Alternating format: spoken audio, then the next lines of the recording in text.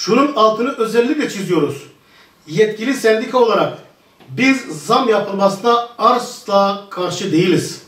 Olamayız da. Zamma karşı olmamız sendikal kimliğimizi ve mücadelemizi inkar etme anlamına gelir. Biz zam üzerinden ayrımcılık yapmaya karşıyız.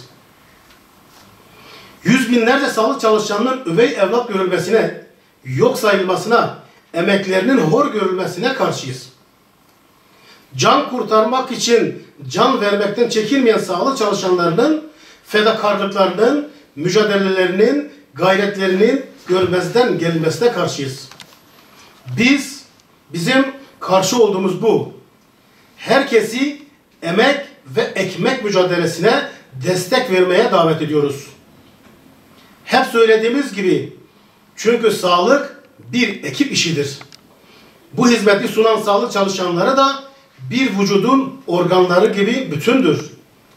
Hemşireyi doktordan, doktoru teknikerden, teknikeri ambulans şoföründen ayrı görseniz ve ona göre muamele ederseniz bir yönüyle hepsine kötülük etmiş olursunuz. Dahası bu şekilde davranarak sağlık sisteminin altını oymuş olursunuz. Sağlık çalışanları bu kötülüğü hak etmiyor. Sağlık sisteminin bu ve benzeri kötülüklerle, haksızlıklarla ayakta durması da mümkün değildir. Sağlık sen olarak bu vehamete dur demek için bugün olduğu gibi Perşembe günü de iş bırakıyoruz. Sadece kendi ilimizde değil, tüm Türkiye'deki şubelerimizde, genel merkezimizde iş bırakıyoruz. Sağlık çalışanlarını bizlere destek olmaya davet ediyoruz.